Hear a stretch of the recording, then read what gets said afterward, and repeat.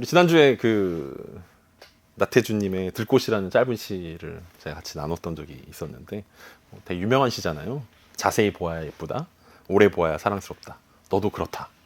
아마 그 들꽃이 어떤 장미나 뭐 이런 것처럼 화려하진 않지만 자세히 보고 오래 보면 그 매력을 발견할 수 있게 된다라는 어떤 그런 의미로 시를 쓰지 않았나라는 생각들을 하게 되었습니다. 그런 의미에서 저는 이제 한 번도 소개팅에 나간 적이 없었는데, 왜냐하면은 개인적으로 자신이 없었기 때문에 한 번만에 내 매력을 이제 어필한다라는 것 자체가 되게 어렵지 않나. 뭐 한두 번의 만남으로 그것들을 결정하게 하는 게 내가 보여주는 것도 어렵고 내가 발견하는 것도 좀 어렵겠다라는 것들이 때문에 어떤 소개팅이라는 것들을 가본 적이 없는데, 뭐 소개팅에 많이 성공하시는 분들도 뭐 있는 거 보니까 오래 보지 않아도 예쁜 사람들이 뭐 있긴 있구나. 자세히 보지 않아도 매력들이 튀는구나. 뭐 이런 생각들을 뭐 할 수도 있는 것 같습니다. 어쨌든 유명한 이 나태주님의 들꽃이라는 시처럼 자세히 봐야 예쁘고 오래 보아야 사랑스럽습니다. 누군가의 매력을 발견한다라는 것은 시간이 조금 필요하다라는 것입니다. 소개팅처럼 한 번 만나고 두 번째 애프터를 하고 세 번째는 고백을 해서 사귀든지 말든지 결정해야 되는 막 이런 그 압박감 속에 누군가를 평가하고 어떤 그 매력들을 발견한다라는 건 사실 생각보다 쉽지 않다라는 거예요. 그래서 어떤 사람들은 그런 얘기 하더라고요. 소개팅 100번 해야 한 번 성공한다. 뭐 이런 이야기들을 할 정도로 그렇게 사람을 만난다는 게 쉽지 않다라는 생각들을 하게 됩니다.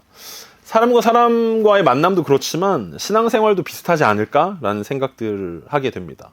우리가 본격적으로 진지하게 이제 교회를 다닌다라고 생각해 봅시다. 뭐 모태신앙으로 교회를 다니든지 아니면 중간에 뭐 교회를 다니든지 진지하게 하나님을 찾고 하나님을 추구하기 위해서 교회에 왔어요. 그리고 예배를 드리고 성경을 읽어보는데 그게 사실 뭐 한두 번 만에 되는 일들이겠습니까? 예배 한 번 드리고 물론 뭐 하나님을 만났다라고 이야기하는 사람들도 뭐 종종 있긴 하지만 사실 대부분의 경우에는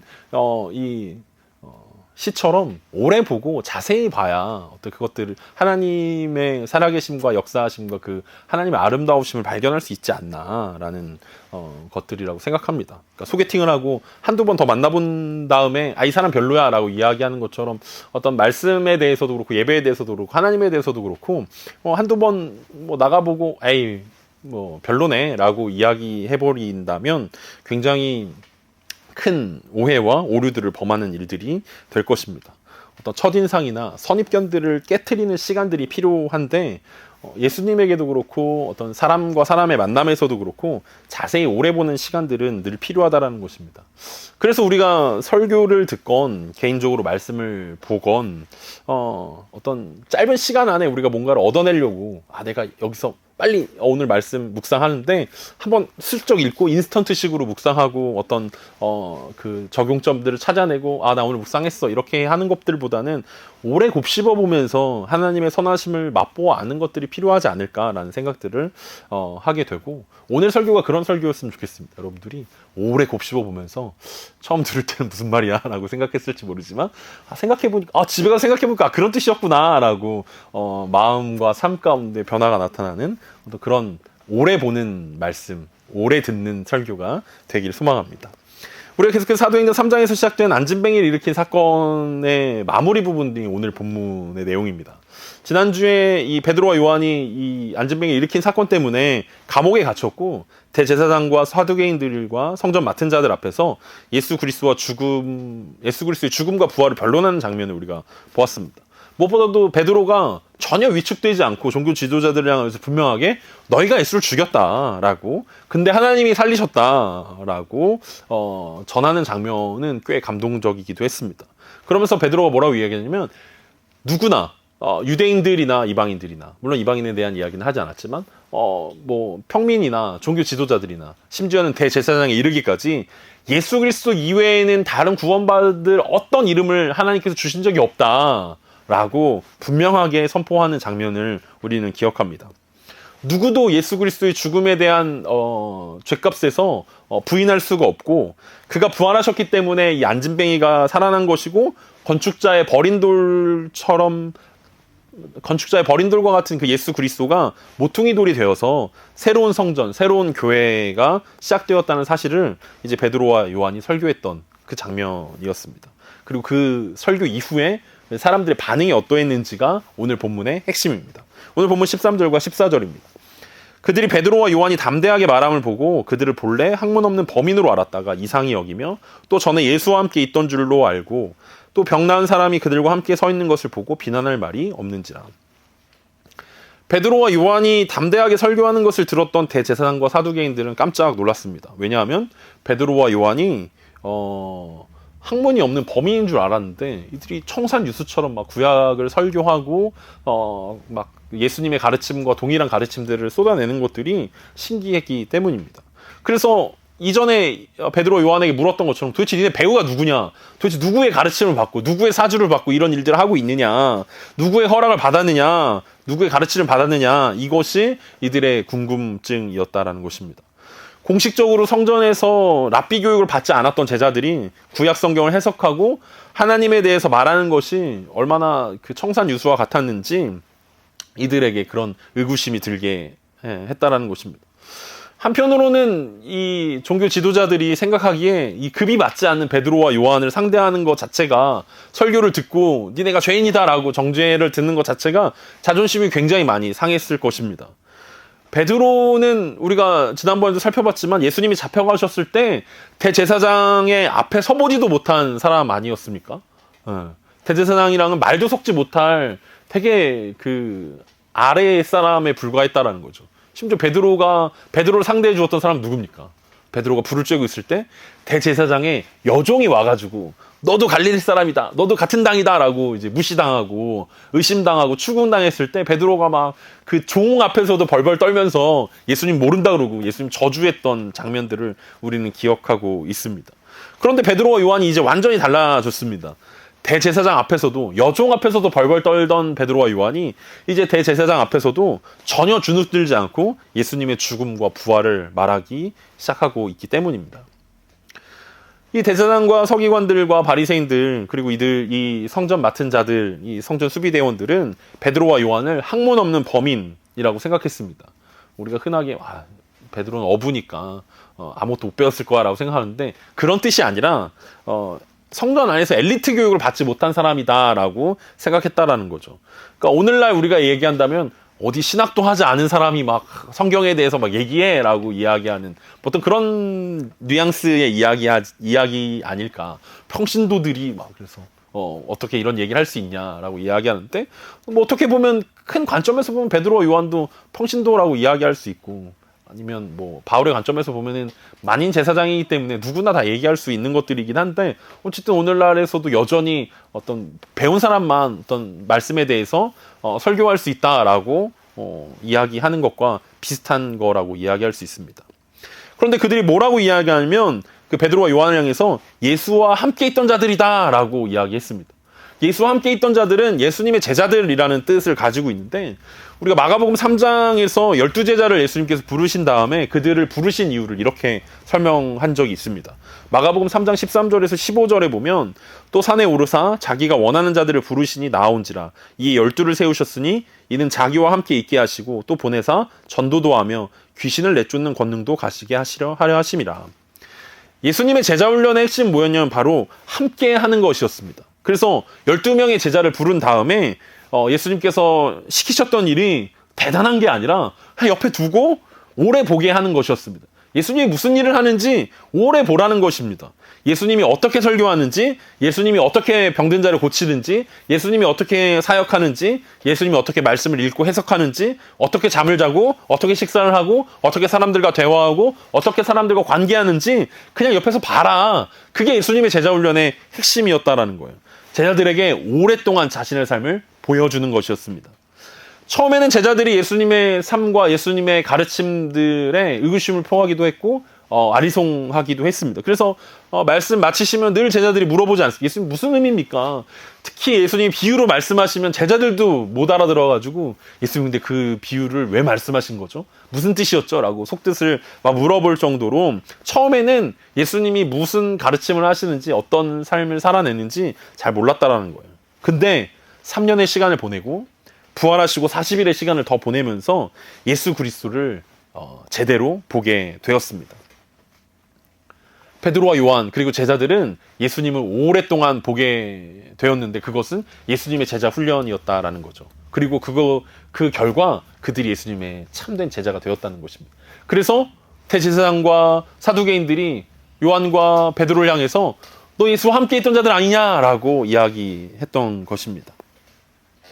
베드로와 요한을 향하여 예수와 함께 있던 자들이라고 말했던 그들, 다른 말로 이야기하면 예수의 제자들이라고 이야기했던 것이었는데 병 나은 사람들이 하필이면 그들과 함께 서 있는 것을 보고 더 이상 비난할 말이 없어졌습니다. 분명히 예수님의 제자고 예수님에 대한 이야기를 하기 때문에 뭔가 공경에 빠뜨리고 싶었는데 하필이면 그들이 낫게 한 병자가 그들과 함께 서 있는 것 때문에 그들은 더 이상 옳다고 주장하고 싶어도 예수 그리스도의 부활의 능력으로 이 사람이 살아났다라는 것을 오히려 더 증명하게 되는 꼴이 되기 때문에 도무지 할 말이 생각나지 않았다라는 것입니다. 그래서 어떻게 합니까? 베드로와 요한을 잠깐 나가 있게 하고 대책회의를 열었습니다. 그게 15절에서 17절입니다. 명하여 공회에서 나가라 하고 서로 의논하여 이르되 이 사람들을 어떻게 할까? 그들로 말미암아 유명한 표적이 나타난 것이 예루살렘에 사는 모든 사람에게 알려졌으니 우리도 부인할 수 없는지라. 이것이 민간에 더 퍼지지 못하게 그들을 위협하여 이후에는 이 이름으로 아무에게도 말하지 말게 하자 하고. 예수 그리스도의 부활에 대한 명백한 증거가 있었음에도 그들은 예수님의 부활을 조작했습니다. 예수님이 부활한 것이 아니라 제자들이 시체를 가져간 것이다라고 가짜뉴스를 퍼뜨렸습니다. 그리고 어느 정도 사람들에게 이 말들이 먹혔습니다. 아, 예수님 부활하지 않았구나. 제자들이 그 시체를 훔쳐갔구나. 라고 어떤 사람들은 믿었다라는 거죠. 그런데 그런 상황 가운데서 이 제자들이 다시 나타나서 예수님이 부활하셨고 그 부활의 능력으로 이 안진뱅이를 고쳤다라고 이 이야기들을 하고 그것 때문에 나은 사람이 그들과 함께 있는 것을 보여주는 것이 이들이 처음부터 끝까지 지금 거짓말을 하고 있다라는 것을 보여주는 어떤 행동일 수밖에 없었다라는 거죠. 제자들이 부활하신 예수 그리스도의 이름으로 병자를 고쳤습니다. 그리고 예수님이 부활하셨다라는 설교를 하는 그 와중에도 여전히 대제사장과 사두개인들은 지키고 싶은 것들이 많았습니다. 베드로가 너희가 예수를 죽였다라는 외침을 외쳤지만 어떤 사람들은 그 외침을 듣고 예수님께 돌아오고 회개했지만 여전히 이 사람들의 마음은 완악하고 반항하고 있었다라는 것입니다. 왜 그렇습니까? 앞에서 얘기했던 것처럼 제자들은 예수님을 오래 보았기 때문에 자세히 들었기 때문에 예수님의 아름다움을 발견하고 예수님에 대해서 알 수 있었지만 이 대제사장을 비롯한 이 종교 지도자들은 보는 것이 달랐기 때문에 그렇습니다. 이 사람들이 보던 것은 사람들의 민심이었습니다. 여론의 향방이었습니다. 그리고 자신들의 부와 명예였습니다. 어떻게 하면 사람들에게 인정받을 수 있을까? 어떻게 하면 사람들로부터 더 많은 돈을 뜯어낼 수 있을까? 어떻게 하면 인기를 더 많이 얻을 수 있을까? 어떻게 하면 자기가 편안히 잘 살 수 있을까? 그것이 이들이 보던 것들이었고 듣던 것들이었습니다. 이들이 묵상하던 것들이었고 이들이 늘 고민하는 것들이었고 이들의 삶 가운데 떠나지 않는 것들이었다라는 거죠. 그래서 무엇을 오래 보고 있느냐, 무엇을 오래 듣고 있느냐는 결국 삶 속에서 나타나는 결과들로 보여질 수밖에 없다는 것입니다. 오래 보지 못했던 제사장들, 예수 그리스도를 오래 보지 못했던 제사장들은 예수님을 발견하지 못했지만 이 사건 이후로 계속 듣게 되고 보게 됐던 제사장들이 이제 사도행전 6장에 가면 허다한 무리가 이 도에 돌아오게 됐다라고 사도행전 6장에서 허다한 무리의 제사장들이 돌아오게 됐다라고 누가가 설명하고 있는 장면이 나옵니다. 지금 당장은 돌아오지 못하지만 예수님에 대해서 더 많이 듣고 더 많이 보게 되면 결국은 제사장들도 돌아올 수 있다라는 것을 베드로가 알고 있었기 때문에 이렇게 설교했다는 것입니다. 그래서 아직 시간이 필요한 그들은 어떻게 결론을 내립니까? 그들은 베드로와 요한에게 잠깐 나가 있으라고 말합니다. 그리고 그들끼리 대책회의를 열어서 이렇게 결정합니다. 치유받은 안진뱅이가 함께 있는 한 우리가 그것을 부인할 수 없다. 여론을 조작하기 어렵다. 그렇기 때문에 이것을 더 이상 사람들에게 퍼지지 않도록 베드로와 요한을 위협하여 말하지 말게 하자. 이것이 회의의 결론이었습니다. 그러니까 예수 그리스도를 오래 보지 못하고 그의 아름다움을 발견하지 못했던 제사장과 이 사두개인들은 결국은 자신들이 보던 대로, 자신들이 듣던 대로, 자신들이 생각하던 대로 예수 그리스도를 거절하고 세상의 것들을 지키기 위해서 이런 결정들을 내릴 수밖에 없었다는 것입니다. 그리고 다시 베드로와 요한을 불러서 이렇게 이야기합니다. 18절부터 20절입니다. 그들을 불러 경고하여 도무지 예수의 이름으로 말하지도 말고 가르치지도 말라 하니 베드로와 요한이 대답하여 이르되 하나님 앞에서 너희의 말을 듣는 것이 하나님의 말씀을 듣는 것보다 옳은가 판단하라.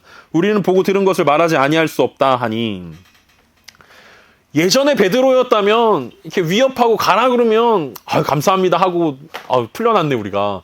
잡혀서 죽을 줄 알았는데 야 이제 풀려났구나 하고 감사합니다 하고 기쁘게 돌아갔을 텐데, 베드로는 끝까지 자존심을 굽히지 않습니다. 베드로와 요한을 불러서 예수의 이름으로 다시는 말하지도 말고 가르치지도 말라고 엄중히 경고하고 있는 이 사람들을 향하여서, 이것은 사내들인 공회가 내린 결론이고 판결이었기 때문에 심지어 법적인 구속력도 가지고 있는 것이었음에도 불구하고 베드로와 요한은 다시 목소리를 높여서 판결에 반론을 제기합니다. 그냥 이쯤 하면 됐다라고 생각하고 그냥 와도 될 텐데 끝까지 이야기하는 것입니다. 왜냐하면 오래 보게 만들기 위해서 그렇습니다. 이 대제사장과 이 사두개인들에게 예수 그리스도를 오래 보게 만들려면 한마디 더 해야 됩니다. 더 듣게 해야 합니다. 그리고 이 말씀들이 마음 가운데 계속해서 꽂힐 수 있도록 설교해야 하는 것입니다. 그러면서 이 베드로와 요한은 다시 목소리를 높여서 뭐라고 이야기합니까? 하나님 앞에서 너희의 말을 듣는 것이 하나님의 말씀을 듣는 것보다 옳은가 판단하라.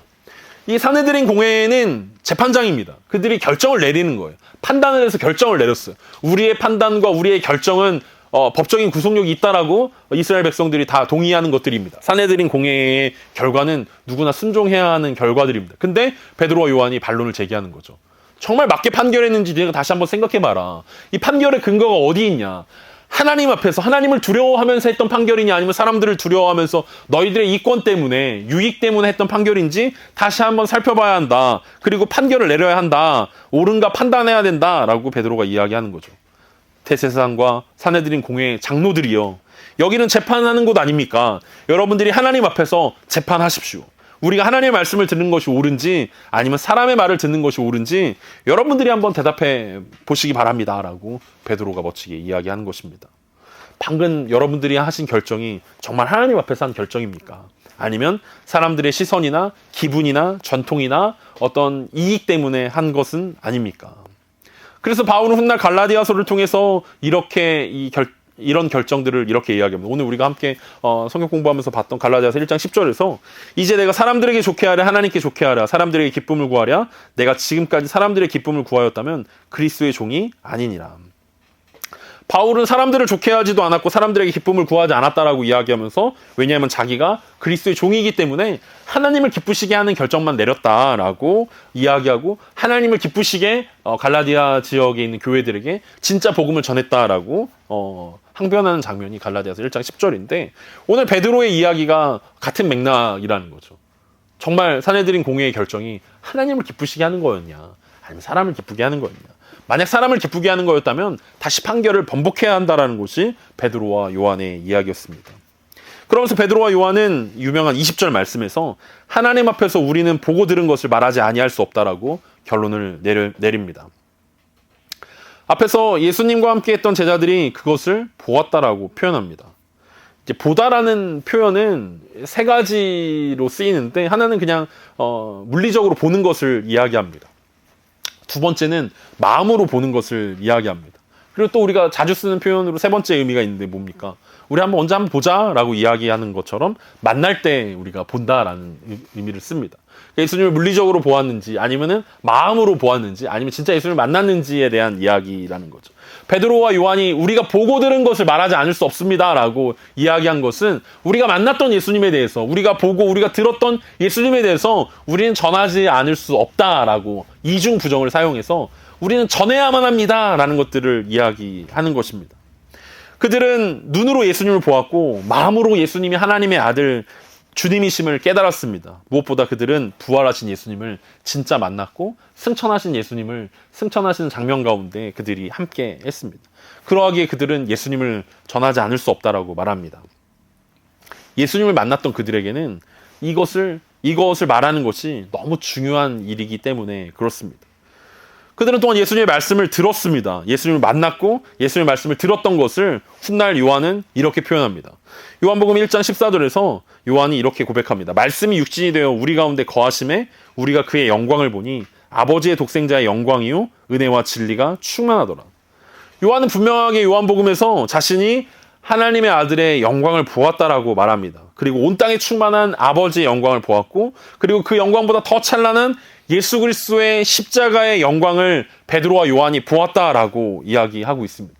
그러니까 그것을 본 요한과 베드로가 어찌 그 이야기들을 말하지 않을 수 있겠습니까? 어떻게 그 이름을 찬양하지 않을 수 있고 전하지 않을 수 있었겠습니까? 그래서 베드로와 요한은 전하지 않을 수 없다라고 분명하게 선언한 것입니다. 자신들은 목격자이면서 증인이고 예수 그리스도의 제자이기 때문에 자신들이 보고 듣고 만났던 예수 그리스도에 대해서 분명하게 전파하지 않을 수 없다라고 자신들의 의무에 대해서 설명하고 있는 것입니다. 그러면서 오늘 본문 21절과 22절이 이렇게 마무리되어집니다. 관리들이 백성들 때문에 그들을 어떻게 처벌할지 방법을 찾지 못하고 다시 위협하여 놓아주었으니 이는 모든 사람이 그된 일을 보고 하나님께 영광을 돌림이라. 이 표적으로 병 나은 사람은 40여 세나 되었더라. 관리들이 이 말을 듣고 더 이상 자신들이 할 수 있는 일이 없다라고 생각했습니다. 그래서 설득은커녕 이 말을 섞으면 섞을수록 나누면 나눌수록 더 손해보게 될 것이다라고 생각해서 그들이 할 수 있는 마지막 협박을 하고 베드로와 요한을 주었습니다. 다시 이런 일이 일어나면 가만두지 않을 거다라고 협박하는 거 말고는 이들이 할 수 있는 일들이 없었기 때문입니다. 너희 목숨을 위태롭게 할 거야. 너도 십자가에 못 박힌 예수처럼 죽게 될 거야. 라는 협박 말고는 이들이 할 수 있는 일들이 없었다라는 것입니다. 그런데 하나님의 영광을 본 베드로와 요한은 세상의 협박이 통하지 않았다라는 것입니다. 그 주변에 모여들었던 모든 사람들도 이 베드로와 요한이 예수 그리스도의 영광을 보았다라는 사실들을 분명하게 느낄 수밖에 없었다는 것입니다. 그 주변에 모여드는 사람들은 안전뱅이가 일어나는 것부터 사내들인 공회의 결정까지 모두 보았습니다. 그리고 그들도 이 사건을 통해서 누가 진짜 하나님의 영광을 본 사람인가에 대한 판단을 내릴 수 있었다는 거죠. 전통과 어떤 로마의 법에 따라 대제사장으로 봉직하고 있는 이 대제사장들과 사두개인들 그리고 성전 맡은 자들이 하나님의 영광을 본 자들인가, 과연 하나님의 권위가 그들에게 있는가, 그들의 가르침 가운데 하나님이 살아계신가 라고 했을 때 이들이 볼 때는 오히려 학문 없는 범인인 베드로와 요한의 이야기가 훨씬 더 설득력 있었고 훨씬 더 그들이 보았던 이야기들을 전달하는 것이기 때문에 사람들의 귀에 들렸다는 것입니다. 이 사건을 통해서 이들이 할 수밖에 없었던 것은 하나님께 영광을 돌리는 것이었습니다. 왜냐하면 누가가 22절에서 병 나은 사람이 40여 세나 되었다라고 그 이유를 설명하고 있습니다. 40년이 넘도록 한 번도 걸어본 적이 없는 사람이 걷게 된 것을 그들이 처음 보게 된 것입니다. 그럼 이들이 살면서 이런 일들을 본 적이 있었겠습니까? 40년 동안 한 번도 걸어본 적이 없었던 사람, 그리고 너무나 유명한 성전 미문에 앉아서 늘 40년을 한결같이 구걸했던 이 사람이 유명 인사였는데 갑자기 베드로와 요한에 의해서 부활하신 예수 그리스도의 이름으로 걷게 된 것입니다. 그리고 그가 걷게 되고 하나님을 찬양하는 것을 보고 사내들인 공회의 판결들을 끝까지 본 이 사람들은 하나님께 영광을 돌릴 수밖에 없었다는 것입니다. 더 이상 죽은 종교인 유대교가 아니라 살아있는 예수 그리스도를, 하나님의 찬란한 영광을 보게 되었기 때문에 이들은 하나님께 영광을 돌릴 수 있었다는 것입니다. 오늘 예배를 시작하면서 우리가 함께 보았던 요한복음 11장에 보면 예수님이 아끼시던 나사로가 죽음을 맞이합니다. 그리고 그것 때문에 나사로의 누이였던 마르다와 마리아가 크게 상심하게 됩니다. 예수님이 계셨더라면, 예수님이 여기 함께 계셨더라면 살 수 있었을 텐데 예수님이 늦게 오셨다고 원망합니다. 그리고 예수님은 그들에게 나는 부활이요 생명이라고 말씀하시면서 나사로를 무덤에서 풀어놓으라고 요청합니다. 마르다가 예수님께 이렇게 항변하죠. 예수님, 벌써 오라비가 죽은 지 나흘이나 지났습니다. 근데 예수님께서 이 항변하고 있는 마르다에게 뭐라고 말씀하십니까? 요한복음 11장 40절에서 예수께서 이르시되 내 말이 네가 믿으면 하나님의 영광을 보리라 하지 아니하였느냐 하시니. 그리고 정말 예수님의 말씀처럼 죽은 나사로가 살아났습니다. 그리고 예수님은 그들을 향해서 풀어놓아 다니게 하라고 말씀하신 적이 요한복음 11장에서 본 적이 있습니다. 우리가 하나님의 영광을 보기 위해서는 예수님의 말씀처럼 믿음이 필요합니다. 너희가 믿으면 하나님의 영광을 보겠다라고 하지 않았냐라고 말씀하셨던 것처럼 우리가 하나님의 영광을 보기 위해서는 믿음이 필요하다는 것입니다. 오늘 본문에 비춰봤을 때 믿음은 오래 보는 것이다라고 우리는 생각할 수 있을 것 같습니다. 자세히 보는 게 믿음이구나라는 것들을 성경은 우리 가운데 말하고 있다는 것입니다. 하루 이틀 보고 안 보인다고 말하는 것이 아니라 보일 때까지 보는 것이 믿음입니다. 그렇게 예수 그리스도의 아름다움을 보고 하나님의 영광을 본 사람들은 그것을 말하지 않을 수 없게 된다라고 이야기합니다. 믿음으로 보이지 않는 것들을 보다 보면 믿음으로 보이지 않는 것을 보게 되었기 때문에 우리는 하나님의 영광을 믿음으로 본다라고 이야기하는 것입니다. 어렸을 때 매직아이라는 게 유행했던 적이 있습니다. 막 점들이 막 있고 그걸 막 이렇게 이상한 눈으로 보면 막 새로운 그림이 보인다는 것입니다. 저는 아무리 봐도 보이지가 않더라고요. 그래서 그냥 친구들이 얘기하면 보인다고 했어요. 아, 뭐 보이네 라고 얘기했는데 사실은 지금도 거기에 뭐가 있는지 보이지 않습니다. 왜냐면 오래 봐야 보이는 것들인데 그냥 잠깐 보고 안 보이네, 아무것도 없네 라고 그냥 지나갔기 때문에 끝까지 볼 수 없었던 것입니다. 예수님에 대한 것도 마찬가지 아닙니까? 여행을 갔다 온 사람들은 자기가 이걸 보고 이걸 먹었다라고 이야기합니다. 자랑하려고 하는 게 아니라 그냥 자기가 경험했기 때문에 자연스럽게 자신의 경험과 추억을 말하는 것입니다. 우리가 보고 우리가 듣고 있는 것들도 자연스럽게 우리 가운데 나옵니다. 우리 예배 전에 얘기 나누면서 그것이 알고 싶다 얘기도 하고 유튜브 얘기도 하고 막 우리가 본 거를 누가 시키지도 않았는데 누가 말하라고 시켰으니까 너 어제 뭐 봤어? 어제 뭐 봤어? 빨리 얘기해. 시키지도 않았는데 자연스럽게 어제 그것이 알고 싶다 이런 내용이 나왔습니다. 어제 뭐 유튜브에서 이런 내용 어제 뉴스를 보니까 이런 게 있었습니다라고 자연스럽게 말하는 것이 우리가 보고 우리가 듣는 것을 말하게 되어 있다는 것입니다. 그리고 우리가 무엇을 보고 우리가 무엇을 듣고 우리가 무엇을 나눠야겠습니까? 오늘 말씀처럼 우리가 보고 우리가 듣고 우리가 전해야 할 것은 하나님의 영광인 것입니다. 그리고 그 하나님의 영광은 예수 그리스도를 통해서 찬란하게 이 땅 가운데 비춰지고 있다는 것입니다. 보고 들어야 말할 수 있습니다.